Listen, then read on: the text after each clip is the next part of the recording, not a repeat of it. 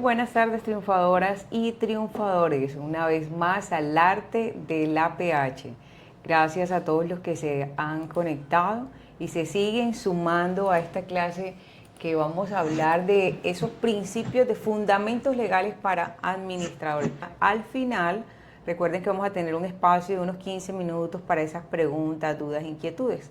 Pero mientras, les agradezco a todos que puedan cerrar el micrófono, si gustan también su cámara, y en el momento de las preguntas las podemos abrir y ahí vamos a resolver todas esas inquietudes. Hoy vamos a tratar, como les menciono, un tema que es vital para todos. A veces se piensa que solo la ley 675 del 2001 es lo que rige la propiedad horizontal, pero en derecho existen algo que se llaman normas supletorias que permiten que además de los propietarios, los miembros del consejo, tengan un respaldo adicional que sea el garantista del ejercicio de las funciones del administrador en todo edificio o conjunto. Así que, sin más preámbulos, estos fundamentos legales no pueden dejarse de lado. ¿Qué es todo esto de la propiedad horizontal? Y lo digo porque se han sumado muchas personas que desconocen de fondo en qué consiste la propiedad horizontal.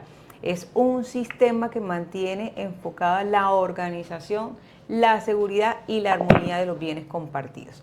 ¿Por qué decimos que los bienes compartidos? Porque recordemos que en propiedad horizontal está el derecho privado y el derecho que es común, que es esas amenidades o zonas comunes que todos conocemos en un edificio en conjunto, que hay existencias en algunos, otros de pronto por las dimensiones no. ¿Cuál es ese objeto que busca la propiedad horizontal? Esa convivencia sana y pacífica que debe haber entre los copropietarios y es la que más genera conflictos dentro de las propiedades, sobre todo el tema residencial, sin dejar lo propio de esas copropiedades mixtas o de vivienda turística, incluso los centros comerciales. Tener muy presente todos estos fundamentos nos va a permitir poder resolver de una mejor manera esas situaciones que se presenten en propiedad horizontal. Bienvenidos todos los que van llegando aquí, triunfadoras, triunfadores, y me gusta organizar una estructura de la ley 675. A veces empezamos a hablar solamente de artículos, en donde encontramos cuando queremos hablar de las expensas comunes, a qué se refiere cuando hablamos de los 3 artículos del Consejo de Administración, pero esto les va a permitir una visión de la estructura completa de la ley. ¿Por qué? Porque esta ley 675, que es nuestro régimen actual de propiedad horizontal que continúa vigente, está dividido en 4 títulos. Y como abogada prefiero hacerlo de una forma muy dinámica. En el título 1 vamos a encontrar todas las que son las generalidades del régimen y aquí en estas generalidades nos permite encontrar el objeto y las definiciones, la construcción del régimen de propiedad horizontal, ese RPH, la extinción en ese capítulo, la reconstrucción del edificio conjunto, cómo son esos bienes privados o de dominio particular, cuáles son esos bienes comunes, cómo están constituidos, los coeficientes de la copropiedad, la contribución de las expensas comunes que a todos nos ocupa muchísimo cuando llega la época del presupuesto, todo lo que tiene que ver la propiedad horizontal como persona jurídica y su representación legal, las asambleas generales que hace poco se terminaron, incluso unos las dejaron para el mes de abril, incluso estoy viendo que para el mes de mayo todavía hay, la administración del edificio como representante legal o persona jurídica, el consejo de administración, que es un tema que también se ha solicitado mucho, y el revisor fiscal. Miren que aquí cuando ya uno dimensiona cuáles son esas generalidades, sabe hacia dónde debe direccionarse en el régimen de propiedad horizontal, que es la ley. En el título 2 hablamos sobre cómo resolvemos estos conflictos. La solución de conflictos claramente está dentro de este título con un capítulo que se denomina así, la solución de conflictos, y ahí viene en el capítulo 2 todo lo que tiene que ver con las sanciones por incumplimiento de las obligaciones no pecuniarias. Recordemos que ese tipo de obligaciones son las que no representan económicamente. En el título 3, las unidades inmobiliarias cerradas, lo mencionaba en unas clases anteriores, este tipo de unidades inmobiliarias son muy poco manejadas, son las UIC, muy poco manejada en Colombia, posiblemente hay una en Bogotá, es ese proceso de la construcción de una edificación y otra y que comparten unos espacios comunes que a la vez debe tener su propia representación legal. Aquí está desde el capítulo 1 al 4 todo lo que tiene que ver con su naturaleza jurídica, las áreas sociales, la participación comunitaria y finalmente cómo son las obligaciones económicas. Y para finalizar con la ley o el régimen, en el título 4 habla sobre esas disposiciones finales. Y de estas disposiciones finales, recordemos que hace mucho hincapié también en lo que tiene que ver la transición que tuvieron las personas en sus edificios o conjuntos para colocar a tono el reglamento de propiedad horizontal, que muchos todavía después de la transición de un año aún todavía no lo han realizado. Es importante conocer que está conformada por estos 87 artículos, 4 títulos y 20 capítulos. Bueno, ¿y cuál es la referencia que nosotros necesitamos para esto? Pues en nuestro saber como propietarios es fundamental porque sabemos la existencia de la ley 675. Como consejeros sabemos que en las generalidades es donde me puedo remitir para realizar una muy buena función y donde están definidos mis artículos que regulan mis funciones. Como incluso administrador también sé que en las generalidades está todo lo que tiene que ver con el artículo 51, que son las funciones como administrador, pero también me puedo remitir cuando existen esas, en el título, situaciones complejas de convivencia, que el administrador se apoya en el comité como tal para dirimir los conflictos que hay entre uno y otro. Como podemos apreciar, es una estructura muy básica, pero que sí nos permite tener mucha claridad hacia dónde dirigirnos.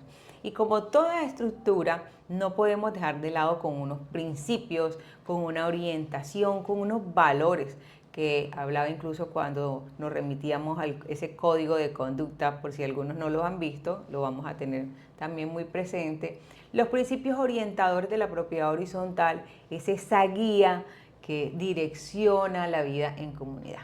Hablamos sobre una función social y ecológica que determina que los reglamentos deben respetar esas normas urbanísticas y ustedes han podido apreciar las situaciones complejas que se presentan cuando alguien quiere hacer una reforma a una zona común sin los permisos que corresponden, incluso cuando desean hacerlo en su unidad privada, sin los permisos urbanísticos o informarle a la administración para poder proceder con ellos. Cuando hablamos de la convivencia pacífica y la solidaridad social, es que el legislador precisamente está buscando esa orientación, que exista en una comunidad, promover la cooperación entre los copropietarios, en que exista esa solidaridad, que realmente se pueda construir una comunidad donde la convivencia sea el pilar y motor de todo. El respeto a la dignidad humana, uno de los valores o los principios que más me agrada es este porque va muy relacionado con la Constitución Nacional. La dignidad humana es ese inspirar el respeto por las decisiones administrativas, no dejar de lado algo que va muy de la mano también, es un derecho constitucional al debido proceso. Cuando se tiene muy de presente eso, dejamos de lado medidas que pueden ir en contravía de la Constitución y la ley y nos permite tomar mejores decisiones en el cuerpo administrativo o incluso la propia asamblea cuando quiere tomar decisiones que irían en contra de estos principios constitucionales o fundamentales. En la libre iniciativa empresarial permite ese desarrollo económico en límites del bien común. Aquí muchos se hacen esas preguntas, si yo tengo una carrera liberal, ¿lo puedo manejar dentro de mi copropiedad? O si yo tengo un negocio que vaya en contravía de la salubridad, ¿es posible en una propiedad residencial? Todos esos principios orientadores van dando unos lineamientos a administradores, propietarios y consejeros ante las decisiones o situaciones que se puedan presentar. Y por eso lo traigo hoy, porque contar con una estructura, con unos principios orientadores y unas normas son un soporte idóneo para toda edificación, conjunto y las funciones de un administrador. En Colombia existe algo que se denomina las normas y fuentes auxiliares del derecho. ¿Esto qué significa? Y es esos soportes adicionales que existe como administrador. Como yo les mencionaba, La Constitución es la norma de normas, es la máxima, es como dice el direccionamiento o la Biblia a nivel nacional en un Estado de Derecho como el de nosotros. Aquí la Constitución política es la norma de normas, después viene la Ley 675 del 2001 y otras leyes que regulan temas conexos o que debemos tener muy presente cuando se va a hablar de administración o vida en propiedad horizontal. ¿Como cuáles? El Código Civil, cuando queremos pensar en contrataciones, el Código General del Proceso, cuando se presentan demandas, el Código de Comercio, cuando estamos hablando de todo lo que tiene que ver con intereses y además con juntas directivas, porque toma mucha de esa esencia, el Código Nacional de Policía, que todos conocemos que tiene unas regulaciones especiales y sobre todo el tema sancionatorio que es especial, el Código Sustantivo de Trabajo, porque si estamos hablando de una contratación laboral con un administrador, es muy distinto a un contrato de prestación de servicios, el estatuto tributario que manejan todos los contadores ante situaciones o exigencias que conocemos que debemos pagar de retención en la fuente y demás, la ley 142, que es la de servicios públicos, que sabemos que tienen unas regulaciones para el servicio de agua, la luz, el gas y que se observan mucho también en propiedad horizontal. Normas urbanas y reglamentarias. No podemos dejar de lado que la vida en propiedad horizontal tiene esas exigencias de reconocer el urbanismo, los permisos ante curaduría y demás ante situaciones que se quieran hacer de reformas. La ley 820 del 2003, que hace mucho hincapié en lo que son los arrendamientos directos para propietarios, es muy útil, o que es importante que conozca un administrador en caso de que se le presente. No tiene que ver nada directamente con él, pero sí es una ley que hace la regulación de todo lo que tiene que ver con los contratos en propiedad privada, sobre todo el tema de arrendamientos. La ley 1480, todo lo que es el estatuto del consumidor ante esas reclamaciones sobre garantías y demás, y así también lo que tiene que ver con vivienda turística y otras fuentes. Podríamos decir que un administrador, un propietario tendría que tener un conocimiento de este tipo de normas básicas que van a ser de gran soporte para tomar mejores decisiones. Y lo que hice fue enumerar unas cuantas. Así también en Colombia, cuando hablamos sobre jurisprudencia, los que son abogados y no son que me acompañen, que estamos en este proceso de crecimiento juntos, en propiedad horizontal, ¿por qué es tan importante la jurisprudencia? Hay personas que dicen, bueno, esos son para casos concretos, pero sirven muchísimo de antecedentes. Vamos a darle paso a muchas personas que continúan llegando. ¿Por qué es tan importante? Miren, muchas veces la jurisprudencia en propiedad horizontal se convierte en el mejor aliado para un administrador. Ejemplo, hay una sentencia que es la T120 del 2005 que permite la restricción de los servicios de selección de correspondencia. Yo sé que muchos recuerden cuando ha existido mora en sus copropiedades, se encuentran con una cajita que colocan algunos administradores en donde ahí está el número de la sentencia que permite que haya una restricción en el servicio de la selección de correspondencia. Aquí quiero hacer una precisión, y es que es muy diferente recibir la correspondencia, que no puedo dejar de hacerlo porque eso sí iría en contravía de un derecho constitucional. Y otro es el servicio de seleccionar la correspondencia. Son dos cosas muy distintas. Esta sentencia respalda que efectivamente la administración en aras del recaudo de esas cuotas tiene total respaldo para hacer esa restricción de la selección de correspondencia, porque es un mecanismo que permite de una u otra manera el reconocimiento que se está cumpliendo con unas obligaciones, pero ese propietario no está contribuyendo con su obligación en el pago de las mismas. Ya el tema de acuerdos y demás lo estaremos conversando, pero este es un gran ejemplo de la jurisprudencia, cómo apoya a la administración, y pongamos que en el otro contexto también sea para un propietario en caso que haya una vulneración de sus derechos. La Constitución es, como les mencionaba, la norma de normas, es la de mayor jerarquía. Nada puede ir en contravía de los derechos fundamentales y constitucionales. Y ahí es donde les hacía claridad en que si yo decido no recibir la correspondencia, pues estaría violando un derecho fundamental. Si decidimos, como lo ha mencionado en muchos casos la Corte Constitucional, a una persona restringirle su acceso a la propiedad privada, iría en contra de un derecho constitucional. Por eso, en propiedad horizontal, administradores y propietarios deben tener claro cuáles son los derechos constitucionales y sobre todo los fundamentales, que son inviolables. Aquí hay unos requisitos previos de la Constitución cuando vamos a hablar de hacer esos procesos de cambios en la Constitución, ya no de la Constitución como tal, norma de normas, sino en la Constitución de reglamento de propiedad horizontal. Debemos tener muy presente que hace parte integral de constitución de un RPH la licencia de construcción, que ese es el primer paso que garantiza que se cumplan con las normas urbanísticas, los tipos de licencia, si es una obra nueva para una ampliación o adecuación, si son planos aprobados, deben ser aprobados antes de iniciarse la construcción. Incluso deben tener muy presente que para una constitución de un reglamento de propiedad horizontal, esos planos aprobados también pueden tener unas modificaciones o unas reformas, y que si no lo tuvieran presente en el momento de hacer un proceso de recibimiento, va a ser muy complejo. Los permisos de enajenación, que permiten vender las unidades individuales de cada proyecto. Y seguimos hablando sobre todos los soportes que debemos tener o los fundamentos legales en propiedad horizontal. Aquí hago un detallado de lo que debe contar esa escritura o reglamento de propiedad horizontal. En la Constitución está muy marcado en el artículo 4 y 5, incluso 6 y 7 del régimen de propiedad horizontal, la escritura pública. Y es una pregunta que se hace con mucha frecuencia. La escritura pública registrada en la Oficina de Instrumentos Públicos es lo que se denomina el RPH.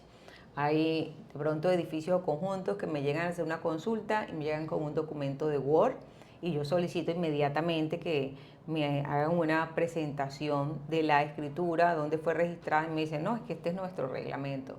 Deben tener muy presente que una cosa es un documento privado en Word y otro es el documento que es la solemnidad que se exige del régimen de propiedad horizontal, que debe ser protocolizado ante la Oficina de Instrumentos Públicos. Eso no lo podemos dejar de lado porque estaríamos incurriendo en unas faltas si procediéramos con algo que no cumple con el lleno de los requisitos, como es la solemnidad ante instrumentos públicos. Esta constitución de reglamento de propiedad horizontal, de registrar la escritura pública en la Oficina de Instrumentos Públicos, tiene unas exigencias dentro de la ley. Aquí hay muchas personas que me escriben que están en esos procesos de transiciones de las administraciones provisionales y en donde tienen la inquietud de cómo o cuándo realmente está constituido el reglamento de propiedad horizontal. Y si es que aquí no tenemos reglamento y ya nos van a entregar. Son procesos totalmente distintos. Entonces, aquí en esa etapa del proceso está muy marcado qué debe contener la escritura pública. Todos inmediatamente, y los que tengan la posibilidad de tenerlo a la mano, inspeccionen. El nombre de identificación del propietario, el nombre del conjunto de edificio debe ser muy detallado.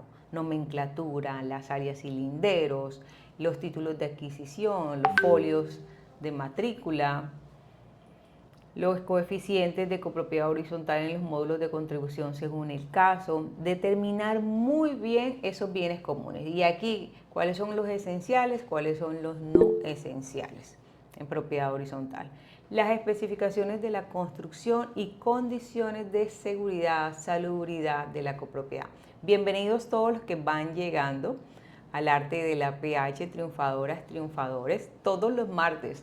Recuerden, los que aún no nos siguen en nuestro canal de YouTube pueden suscribirse, colocar la campanita para que reciban todas las notificaciones, y los que no han podido llegar no se lo pueden perder, porque además de estas grabaciones yo sigo subiendo mucho más contenido educativo para todos.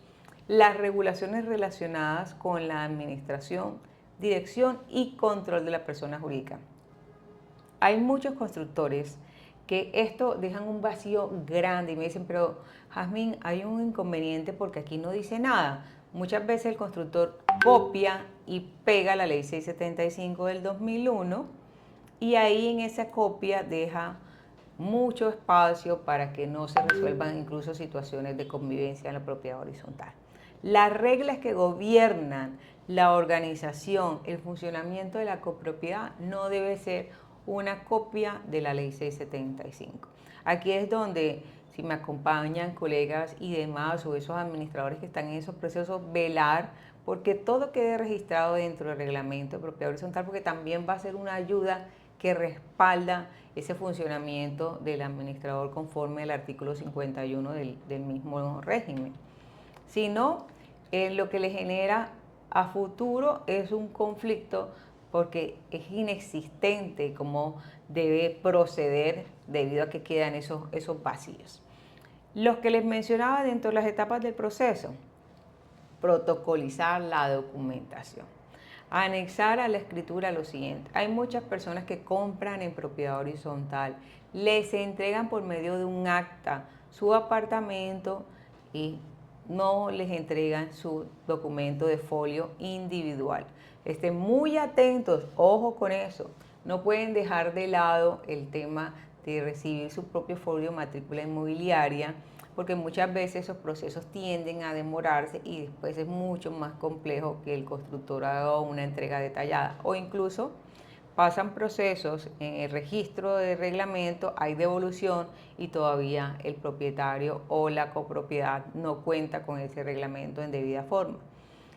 Aquí, anexar a la escritura es fundamental esas licencias que les mencionaba previo a los documentos que hagan sus veces, los planos aprobados por la autoridad competente, localización, linderos, nomenclatura, cada una de las unidades. Por eso es que ustedes aprecian que los reglamentos de propiedad horizontal muchas veces son bastante robustos, pero dependiendo de las dimensiones de las unidades privadas, todo eso va condensado ahí: la licencia de urbanismo, la licencia de construcción, el detalle de cada unidad privada con sus linderos y medidas, y adicional lo que es propiamente el reglamento de propiedad horizontal, que es donde está detallado toda la constitución, las normas que les mencionaba, cómo es el desarrollo de su organización y demás.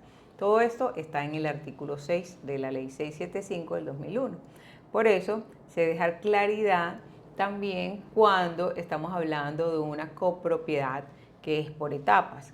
En la medida que se va avanzando en cada una de las etapas, así también se van adicionando partes de ese reglamento de propiedad horizontal.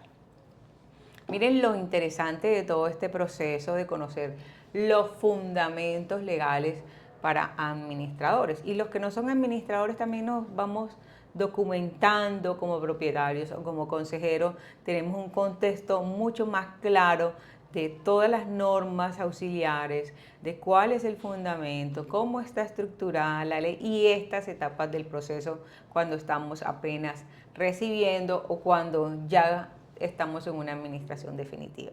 Como les mencionaba, la inscripción y certificación de la persona jurídica es necesaria. Hoy hablamos de un caso sobre esa representación de la persona jurídica. Si eres administrador, ¿cuándo tienes la personería jurídica? Recordemos que en la oficina jurídica de muchas alcaldías, en este caso en la ciudad ahora lo maneja Control Urbano, se encarga de hacer la expedición de la representación legal. Para esa representación legal hay una exigencia de unos requisitos: que se tenga el acta del consejo, el acta de la asamblea, que adicionalmente eso se lleve para registro la aceptación de él mismo, y ahí entregan una resolución que es lo que se denomina esa personería jurídica. Hay una inquietud y la pregunta: si yo solo tengo el acta del consejo, ¿soy el administrador de propiedad horizontal? Claro, jurídicamente desde ese instante usted ya es el administrador. Lo que es muy distinto a las acciones judiciales que se puedan presentar, porque hay una exigencia para el banco, para la DIAN, para representación judicial, te van a exigir la resolución del mismo. Por lo tanto, se hace muy necesario cumplir con el lleno de los requisitos para poder actuar en debida forma sobre una copropiedad, un edificio o un conjunto. Esos conceptos hay que manejarlos siempre con muchísima claridad. En esta misma etapa de inscripción hay entidades que lo manejan de una forma muy distinta. Primero registra al edificio como tal, posteriormente inscribe al administrador.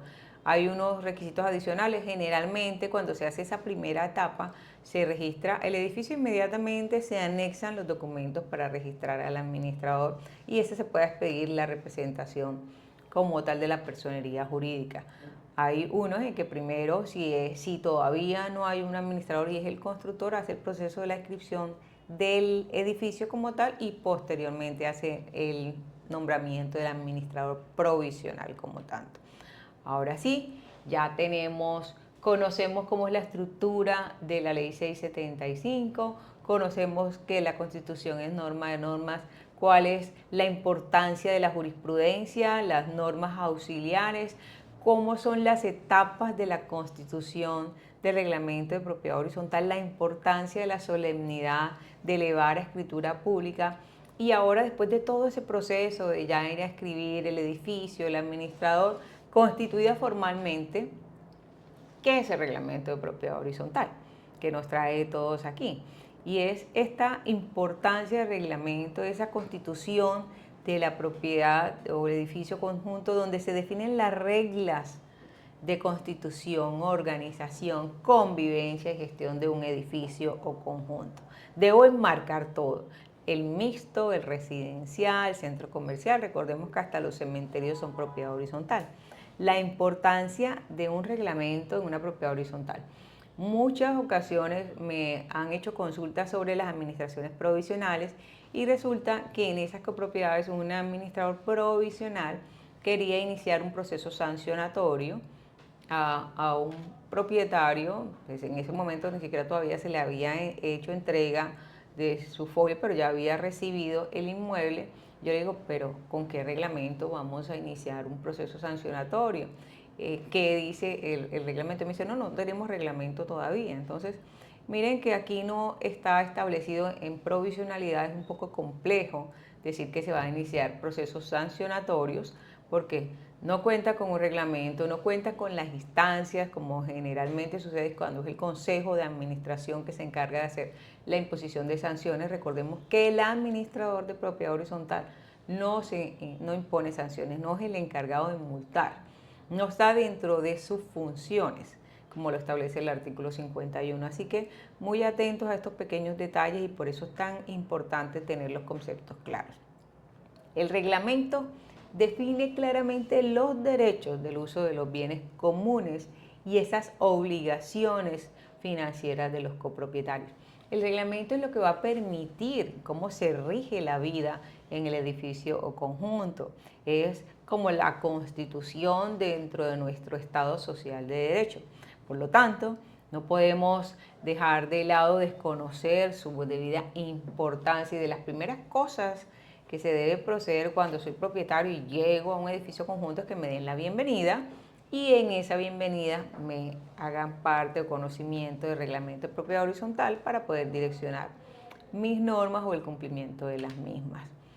Así que con esto culmino con esta sección de los fundamentos legales de todo administrador en el arte de la PH. Como les mencionaba, tengo mucho más contenido en el canal de YouTube, que es el arte de la PH. Aquí pueden escanearlo. Ahí hay otros temas cuando queremos refrescarlos. En YouTube la ventaja es que manejamos un poco más extendido y nos permite regresar, mirar esas clases grabadas. La ventaja es que en vivo podemos resolver esas dudas o inquietudes que paso a abrir los micrófonos para que esas preguntas que ustedes tengan las podemos realizar de inmediato. Muchísimas gracias a todos por su asistencia.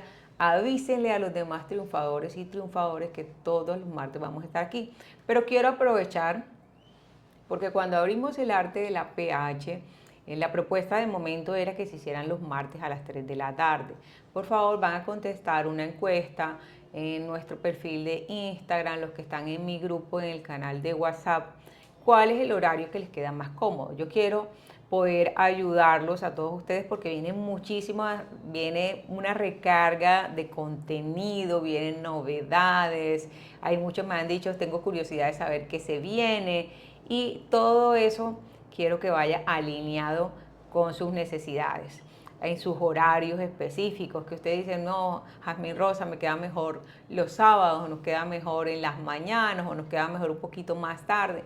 Vamos a tener en cuenta cuáles son las recomendaciones. Quiero escucharlos a todos ustedes, que me escriban, que me dejen sus comentarios y mensajes para que ajustemos. Y también, si tienen recomendaciones de formato, de cosas que quieren que trabajemos, lo voy a tener muy presente, porque estamos aquí para hacer la vida a los administradores, propietarios y consejeros mucho más fácil. Abro los micrófonos, recuerden, levantan la mano, abren su cámara, hacen la pregunta y vamos a resolverlos. Adelante, por aquí tengo a Norela Reyes. Nerela Reyes, adelante Nerela. Doctora, buenas tardes, ¿cómo está? Tengo mi cámara dañada. Adelante Nerela. Adelante, Nerel. Una pregunta, doctora. El, la escritura, el trámite de la escritura eh, de la propiedad tiene algún costo. Si lo hace el constructor, Si lo hace el constructor, no tiene ningún costo. no tiene ningún costo. Ahí me escuchas perfectamente.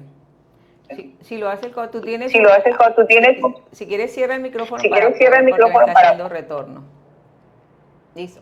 Si lo realiza el constructor, no tiene ningún costo. Es más, hace parte de la entrega formal. Él debe hacer el registro del mismo y entregarle una copia del RPH a la administración para que haga parte integral de la distribución a cada uno de los propietarios. De hecho, debe entregar su folio de matrícula debidamente registrado ante la Oficina de Instrumentos Públicos, y ahí en cada folio dice la escritura del reglamento de propiedad horizontal. Eso no tiene ningún costo. Diferente es que ya ustedes vivan en un edificio, un conjunto, en donde ya sea muy antiguo y no le hayan hecho esa renovación de reglamento o actualización al reglamento de propiedad horizontal. Porque yo estoy en procesos de varios edificios en donde les estoy haciendo la reforma reglamento, porque algunos se quieren pasar a vivienda turístico, otros ya son muy antiguos, otros las normas no son coherentes con la actualidad y entonces no tienen ningún fundamento legal para hacer procesos sancionatorios, porque recordemos que el manual de convivencia no es para sancionar. El manual de convivencia, bien lo ha dicho el Ministerio de Vivienda, son para procedimientos, pero todos los procesos deben estar en reglamento. Eso sí tiene un costo, Nerela. ¿De qué dependerá? De las dimensiones del edificio conjunto, de todas las normativas. Eso tiene un costo notarial y tiene un costo de registro. Pero como te menciono, la cotización dependerá de las dimensiones de cada edificio conjunto. Hasta ahí, todo muy bien. Hasta ahí, todo muy bien. Ok, gracias. Gracias, doctora. Para servirles para muchísimo. Damos espacio entonces a María. Adelante. Ya pueden ir a cerrar el micrófono para que no nos haga retorno. Triunfadores y triunfadoras, gracias por estar aquí. Adelante, María. Buenas tardes para todos. Buenas tardes, doctora. Tengo una pregunta.